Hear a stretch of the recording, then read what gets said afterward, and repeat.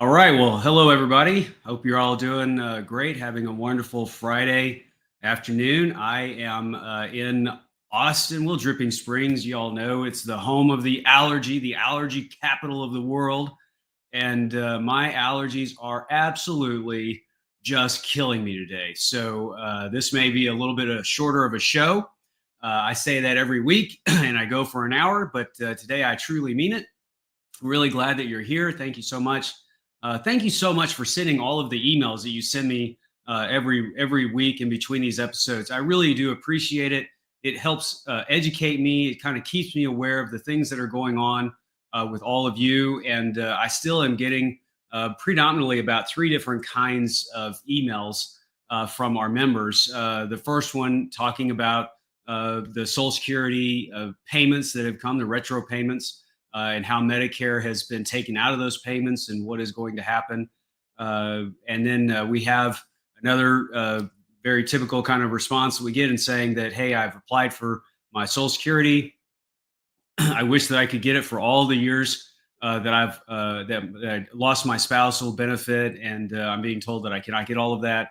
And then the third one is more recently has been that people are starting to see or be reading the web page, the Social Security Fairness web page, and it's talking about how there have been about 75% of all of the pension offset and the windfall retro payments and benefit enhancements or benefit changes, I should say, have started, and they should have them wrapped up by November of 2025. So that has created another sense of concern among our members that if they have not received their retro payment or if they have not been notified of their new payment, that it could go all the way until November of 2025. Now, of course, that's not just Texas. That's all the public employees that have been affected by the WEP and the GPO.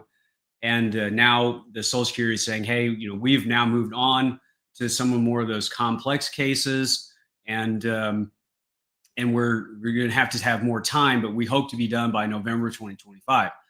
So as we get going here, I just wanted to say that again, keep those coming. I read those. I want one little item that I might request is that when you're sending me an email, if you include your cell phone number or the best phone number for me to contact you, it sometimes is a little easier for me because I'm on the go quite a lot. I am rarely sitting in front of a computer screen for any length period of time. So if I'm on the go and I'm walking to the Capitol or walking back, or I'm at the Capitol and I've got my phone with me, I'm going through my emails. If I see your question, I might be able to answer it if you put in your best contact number. So please, just one little extra piece of information, I'd appreciate it. If you've already sent me an email, again, I've received hundreds of those. We've been doing this for about 3 weeks now, asking for y'all to communicate with me. I've got well over, probably over 1,000 emails just in that short period of time. So if I have replied to you, I hope that answered your question. If I have not yet had a chance to reply to you, then if you don't mind, pinging me again with another email, tim@trta.org. Please just put your phone number in and be patient with me. As I said, I've got several hundred more of those that I'm trying to do. And so anything that I can do to help, that's what I want to try to do. Now, some of the information that y'all are sending me is informational, and it's intended to help me try and develop some of the questions that we are asking directly to our new colleagues and friends that we're developing at the Social Security Administration. And as I think I announced last week, we are very, very excited to say that we are having a special show a week from today. So exactly 1 week from today, same time, we are going to have probably one of the most important shows that we've had, and that is with our colleagues from the Social Security Administration, the pretty much the architects of the implementation of the repeal of the Social Security of the GPO and the WEP. So the people at the Social Security Administration that were able to implement this, instead of taking 12 to 18 months, they got it going in 3 months. Those folks are going to be with us live together, and they're going to have a PowerPoint presentation. They're going to go through several aspects of what's going on, why certain things are happening the way they are, what people should be aware of today, how to avoid scams. We're going to be asking them a number of questions, including, what is the policy on being able to claim the retro payment? And I've got some other news about that I'm going to share with you today. But we are truly very fortunate to have built this partnership. And, it has been a journey that we have had this repeal of the WEP and the GPO. And we have friends and colleagues on the social media page, Guardians for Social Security. That was the Social Security Fairness Facebook page for a while. I really respect those folks. I've gotten to know them. They're great people, and I really appreciate what they're doing. They're putting some things on their social media page that y'all probably want to tune into. If any of you are on that social media site, and if you want to remind some folks that are on the Guardians page that TRTA is doing a special episode next week, I think it would be beneficial for everybody. It's, if you're a police officer or a firefighter, retiree, public worker, I am having my friend, my very best friend, Sean Duhamel from Massachusetts, the Massachusetts Retirees Association. He has been steadfast with us for years and years, trying to implement the repeal of the WEP and GPO. He and I went to the White House together. We're just, we are very close friends, and we're going to share the presentation that day. And so this is a big deal. I hope that you will invite all of your friends and colleagues. We're putting out a lot of social media about this. I want a big audience that day. I want a big audience because partly because I think that the number of people that show up is going to express some appreciation to the Social Security Administration for the work that they've done. And I'd like to see them have a big audience talking about this. I'm really going to give them the credit that they deserve to receive about, getting this process. And I think a big audience also impresses upon them that there is still more work to be done. And they're going to continue to answer questions that we have. And, I'm going to look at these comments over here that y'all are putting in on Facebook and on YouTube.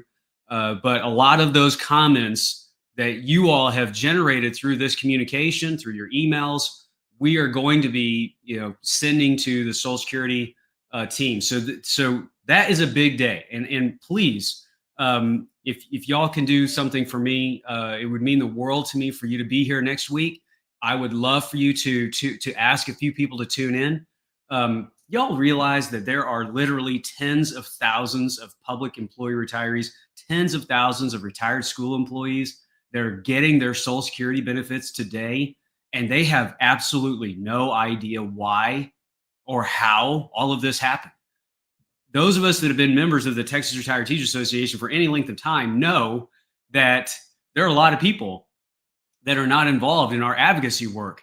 Can you imagine getting a check from the Social Security deposited into your bank account after 15 years of having been wept, and all of a sudden you have $4,000, $5,000, $6,000 in your bank account and a new benefit that's showing up, and there's no explanation for how all that happened. And so that process deserves a little attention. There's always an inside story about what has gone on. And so I really would like to invite you next week. Get your friends, get your family, get all your colleagues, get any of your active teacher friends. I know it's in the afternoon. They'll be able to watch it later. Send it to them as a recording. This is going to be a special day. I'd love to have an audience of, 2,000-3,000 live viewers.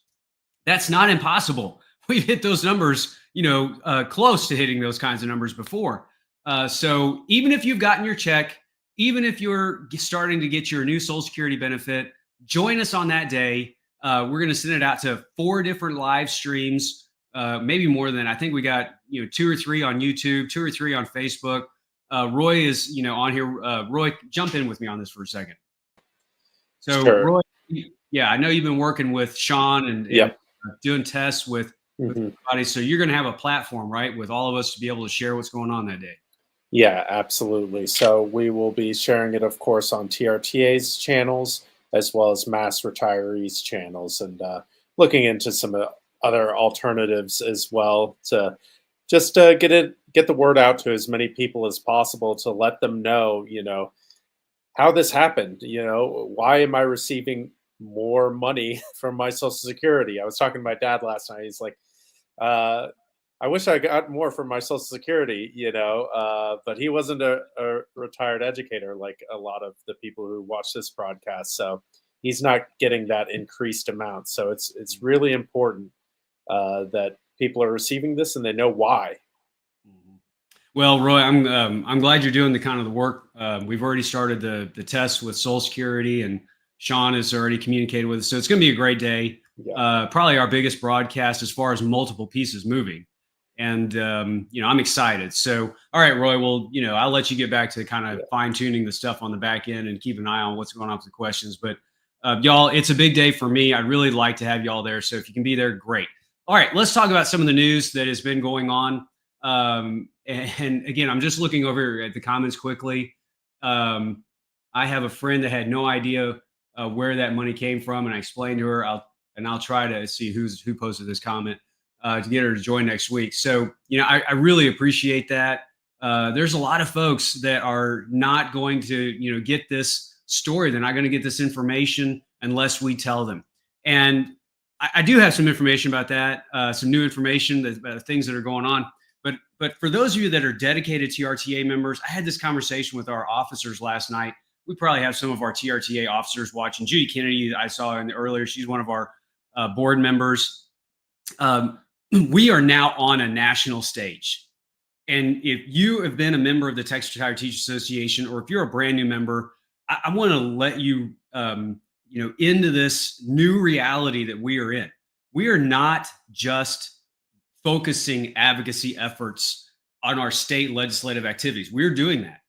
But over the next 6 or 7 years, we are going to be pushing our national identity as an organization that wants a seat at the table for the reforms that may happen on the Social Security side of things. So I got an email the other day from one of our members who said, I have a friend in Oklahoma who works in that state as an educator, and they pay Social Security. When they heard about the WEP and the GPO, the question that they asked me, again, that person who is from Texas, who was one of our retirees, does that mean that Texas Texas active teachers are now paying into the Social Security?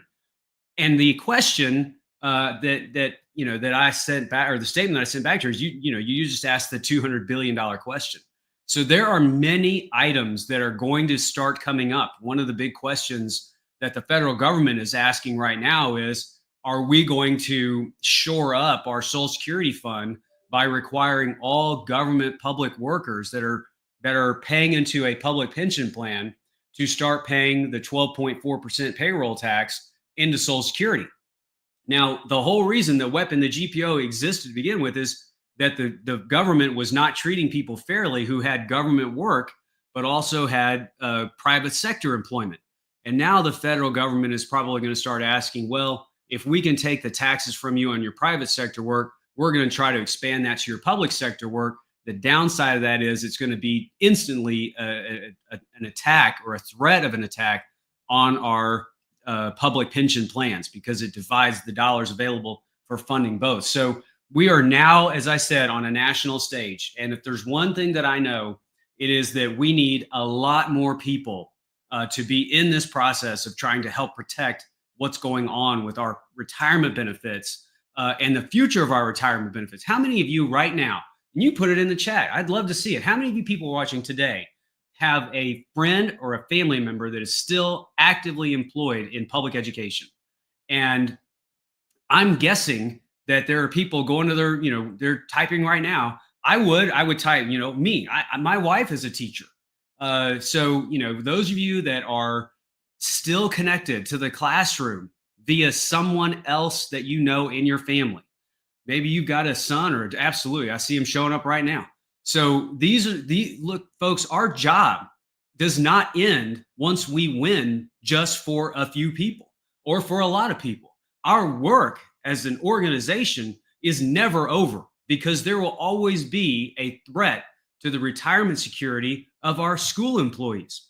And that is what we do. We are champions and torchbearers for the public school employees of the great state of Texas and for all public employee retirees that may be threatened by bad public policy that could come out of a future Congress. And those things are still possible. I researched this week the history of the GPO and the WEP, and it was alarming that that the WEP and the GPO were part of reforms that were in a Congress in 1983, and they had 6 or 7 big ticket items that they passed in Social Security reforms, and then they just sort of put in the WEP and the GPO. And the records that I had read said that there was very little conversation or debate over the WEP and the GPO. And I know we are in a different age today, right? We are in a digital age, a communication age. We are a lot smarter in how to keep an eye on what's going on with these things. But think of the lives that were negatively impacted by something that Congress was able to sort of just sneak in as they were pushing through these votes. We cannot allow that to ever happen again. And in order for us to be able to maintain some level of communication capacity to effectuate any sort of change on the national level, we are going to have to be a large, powerful, vocal, educated, active, organized, ready to go group. And we can't just sit around and wait for when the threat happens. We need to be that big and that powerful and that large now, and pretty much scare any of these future politicians into screwing over the retirees of the future. And so that has got me, excited about what we have still to come. And we have to build relationships. And speaking of relationships, I want to share one that we have been developing over the last several weeks. I'm so grateful for Senator Susan Collins of Maine. Susan Collins is one of the leading architects of the repeal of the WEP and the GPO in the United States Congress and the United States Senate. She was on full repeal for a long time. Many people around the country, will know her as someone who is sort of a deal maker, works with both sides of the aisle.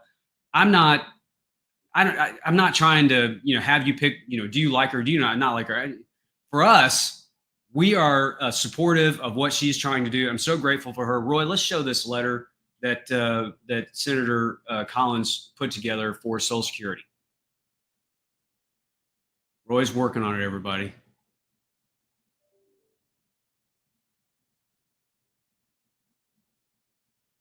Okay. Roy, I don't know if you can take me out of the image.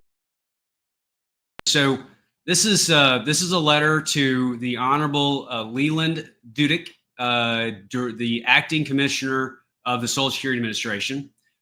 This was released on April 1st, and it says that we write to you concerning an issue related to the Social Security Fairness Act. Over the past few weeks, several constituents have contacted our offices regarding the retroactivity of their spousal benefits under the Social Security Fairness Act. The law provides for retroactivity to the year the bill was introduced, first being applied to the January 2024 payment. These spouses, including widows and widowers, have shared with me that when they contacted the Social Security Administration years ago inquiring into their spousal benefits, they were told by SSA employees that their spousal benefits would be reduced to $0 due to the government pension offset, and therefore there was no need to file an application for spousal benefits. This is describing a lot of our retirees that are contacting TRTA and other associations. So the letter goes on to say, now these same spouses are being told to file a claim for spousal benefits yet are only being granted a maximum of 6 months retroactivity from their most recent date of contact with the Social Security Administration. According to the Social Security Administration policy, and it gives the number, if the spouse was protected on the worker's application and never properly closed out, the protective filing remains open indefinitely. Subsequently, per this rule, the claimant should be given the opportunity to elect the earlier filing date to allow for maximum retroactivity. As noted, we have assisted spouses who have contacted our offices questioning the retroactivity. They have shared that even if they question the retroactivity with the Social Security employees during their recent appointment to apply for benefits, the applicants are only granted 6 months retroactivity from the most recent contact date. And we ask that the Social Security Administration to review the agency's policy and grant maximum retroactivity payments to all spouses who were protected on prior applications and wrongly advised by employees of SSA not to apply for spousal benefits when they first inquired. Thank you for taking time to address this important matter. We appreciate your swift implementation of the Social Security of the law and SSA programs and adjusting more than 2 million records to date. We look forward to continuing to work together with you on behalf of those who've been affected by this error. And sincerely, Susan Collins. And I want you to show the signature line, Roy, because it's important to me. There we go. So on the signature line, you will see Susan Collins. Right below Susan Collins, you'll see John Cornyn, and then you'll see Bill Cassidy and John Fetterman.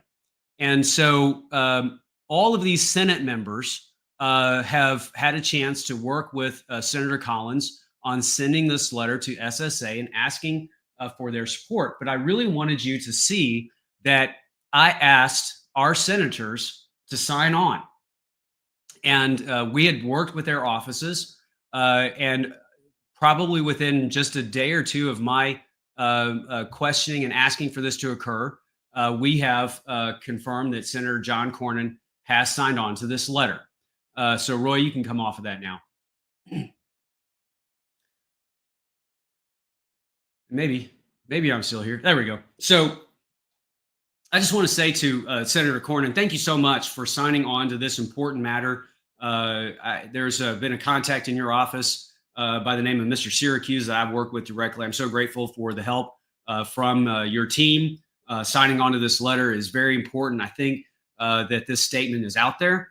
We are going to continue to share this letter with other Senate offices and ask that they will send a letter similar to this for themselves. I'm going to circulate this letter with our members of Congress, and I think that we will get a number of congressional members that will also push for this. I am disappointed that this letter, which was reviewed by Senator Cruz's office, was not accepted and signed on to. I am disappointed by that. My hope is that we will find in some way an opportunity to win Senator Cruz's support with him sending a letter himself to the Social Security Administration about fixing this issue. I think it is an issue that can be fixed, and hopefully it will be something that we can put together and help the many hundreds, if not thousands, of folks that should be able to receive, in our opinion, should be able to receive a little bit more of that retro payment. So that's good news, and I'm grateful again to the Senate members who are signing on to this and pushing this, as it will help a lot of our folks who are getting told that they only get 6 months of retroactivity. So there was another item that came up recently with a number of our members, and it had to do with the taxation of benefits. And I'm going to probably ask our Social Security Administration friends to talk about this, but I was participating. TRTA is very fortunate that we have a lot of friendly connections with a lot of the other teacher organizations, administrator organizations. There's a group called the Texas Association of School Business Officials, run by my very good friend Tracy Ginsburg, and one of our former TRTA employees, Ashley Friedrichs, works there now, and they allowed me to participate in a kind of a Social Security 101. And it was very interesting. There was somebody from the Social Security Administration that came and updated people about items that they needed to know about Social Security. One of the things that came up with me recently is somebody saying that their Social Security benefit was going to be taxed at an 85% rate. And I thought to myself, I can't imagine anybody paying 85% tax on their benefit. And what you sometimes get a little piece of information, and it's not all of the information, but there is a process that the Social Security Administration uses to determine how much of a person's Social Security benefit may be taxed. So that's different than saying my Social Security is going to be taxed at 85%. That's not the rule. So depending on earnings, people that have lower earnings will have some of that Social Security benefit taxed. And let me say that a different way. So if you look at how much Social Security benefit that you've got, if you're a lower earner, less of that Social Security benefit is going to be taxed. If you're a higher earner, more of that Social Security benefit may be taxed. And I think what people were hearing is that if you're a higher income earner in your retirement years, your Social Security benefit may be up to 85% of your Social Security income may be taxed. So it's not that there's an 85% tax on your Social Security benefit. So I hope that, again, is something that, people may have heard about and were confused with. Really important to be talking to your CPA, financial advisor. Yes, you're getting this money. There is still potential tax that is going to come on top of this income.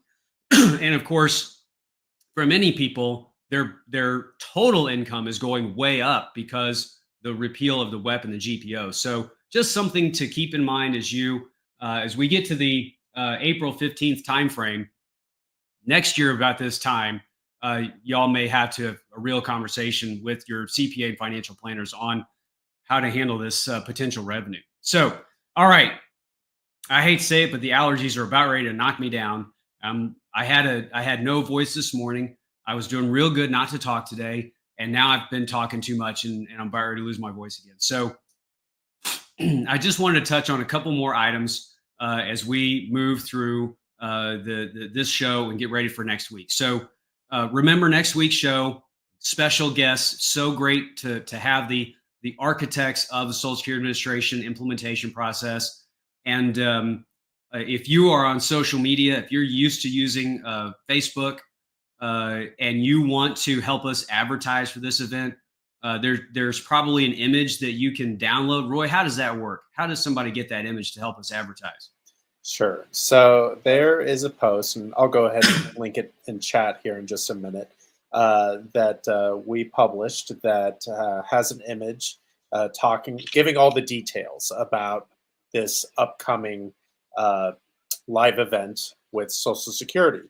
And with any Facebook post, and I've also made a tweet about it, with any Facebook post, there's a share button in the bottom right-hand corner of that post. So if you'd like, please share it. That will let people on your timeline, your friends and family, know about the show that's going to happen. And then if you're on Twitter, go ahead and hit the retweet button. If you are following on YouTube, be sure to like and subscribe to our channel.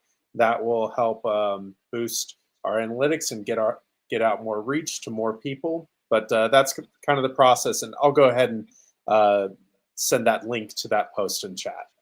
Okay. There was a comment here from somebody. I was wanting to post it, and now I can't find it. It was basically saying, I've not received anything. I've not received my retro payment. I've not received a letter saying what my new benefit is going to be. And there has definitely been a slowdown, from what I can tell, of payments that are going out. And there are probably internal reasons. From what I've understood, if the system that was used to calculate benefits for the 75 or 80% of people that have already started to receive some of these retro payments, if something just didn't line up right, then the Social Security Administration officials pulled it out and are going through those to make sure, and they're going through them by hand to process them. We already know that there's been some potential disruption in some of these agencies. The federal government is doing reset on a lot of different things, and so I'm not wading into the political, what everybody thinks of that, but I'm just saying from a practical sense that there could be work that is being done to still process those. My reaction to people who have not received their benefits yet, it goes a little bit like this. There's not a panic yet. I would not be panicking. There's the concern that whatever's going on may take a little bit longer. And you can certainly call into the Social Security Administration and check. I think that when SSA originally started talking about this, they were trying to get the bulk of this work out, and they had said, if y'all can wait until April and start reaching out if you have concerns, well, we've hit that time frame. So I would still recommend that you call the toll-free number that's listed with the Social Security webpage. Roy can post that as well and let people know what that is. Just because you have not gotten it does not mean that you're not going to. Just because the Social Security Administration says that they hope to have all records processed by November of 25 doesn't mean that you'll be waiting until November of 25. So we'll get clarity a little bit more from them next week about what could be causing the slowdown and what it may mean. But so far, I've not heard anything that would cause a tremendous alarm that would suggest that all of a sudden this is stopping or you're not getting it or something has changed. It could just be the simple reality of they've got to process a number of these records in a different way, more of a manual computation way. Some people have been WEP'd, but also have a spousal benefit that could be higher than what their WEP amount is. And so the Social Security Administration is trying to balance which of the two is going to potentially be used. So there's a lot of moving parts here. I wouldn't panic. I would make sure that you have all of your parts aligned correctly, that you've got your direct deposit, that you got your other stuff lined up. Call the phone number. If you've got a phone appointment, make sure that you're there. Still call in. I thought I heard, and I'd have to look at their website. Originally, they were telling us that somebody filing for a spousal benefit would have to call in for an appointment. Roy, while I'm talking, take a look at their website and see if they have a new opportunity for people to set up an appointment online. There may be, and maybe we'll update our Facebook page and our social channels if the Social Security Administration has a new way for people to get an appointment scheduled without having to call in. We'll put that on our social media channels. But I wouldn't panic yet. I would say that it's unfortunate that it slowed down some, but we're going to continue to give the room for the Social Security Administration to get these payments out. We're going to push them to get them out as fast as we can, but I'm not sensing any some kind of alarm here. All right, so I was trying to find where that question was. If you have not received your payment and you're questioning what is going on, then I would contact Social Security Administration and at least try to get a review and a potential appointment if you think that you need one. Here's one of our members saying, no back pay yet. Judy Lockhart, thanks for putting that comment on Facebook. And again, I know it's difficult, and I don't want to sound like I'm not sensitive to this. I am. If I felt like everybody else had come in and I'm still waiting on mine, the question I would have is, when's mine going to show up and why is it taking so long? I know exactly how you feel. So we're gonna continue to work with these folks and try to push as much as we can. We want them to get it right, and we want them to be efficient. And so let's see if they can continue to get those things organized. I did report last week, because of a news article that I read here in Texas, that there were a couple of offices that were closing. And this was brought up in the phone conversation or the town hall sort of thing that I did with the TASBO folks. There was an Austin American Statesman report that 2 offices were closing, Social Security offices were closing. And one of them was in the Valley and one of them was in East Texas, and I forget the exact towns. But what the Social Security advisor was telling us the other day is that there was a counseling office within the Social Security Administration building. that was not being utilized. And so, as part of their efficiency, they were shutting that portion uh, of their building services down, but they still had that office that was going to be open and processing. So these news articles sometimes give you information, but it's not all of the information. And I appreciate the TRTA member who called me up and said, "Hey, I heard it was just an office, like shutting it down because of rent or something." So anyway, that's part of what we have to keep an eye on is what information is coming out and make sure that it's full information. All right, I've talked for a while today. I did not say we are going to go for an hour, and here we're 36 minutes in. I just want to update those of you that are here in Texas and are following what's going on with the Texas legislature. This week has been another one of those weeks where TRS has been in the conversation quite a little bit. We had at least 2 hearings this week where TRS was brought up. I testified in one of those hearings. The first hearing was a budget hearing that we had on Monday. There are 2 parts of a budgeting discussion in Texas. There's the actual budget, the only legislation that the state government actually needs to pass is a budget, and then they have something called the supplemental budget. And so, in the supplemental budget, TRTA was making a pitch to ensure that TRS would receive the funding necessary that in the event that any other policy matters pass this session that could cause unfunded liabilities to exist at the retirement system, that the legislature start backing that up with actual funding. And so I appreciate the chairman of the House Appropriations Committee, Dr. Greg Bonin, was chairing that discussion. Appreciate the members of the Appropriations Committee that were listening to that, and that we do support the utilization of state funds to shore up the TRS in the event that other legislation pass that could create a hole in the funding for TRS. Well, what legislation would do that? This week, also later in the week, just yesterday, as a matter of fact, the Public Education Committee, chaired by Brad Buckley, was discussing 2 big issues: school funding and a program called ESA, or school choice, that is occurring here in Texas. So on the school funding portion, there's great news. The legislators are talking about giving a raise to our active teachers.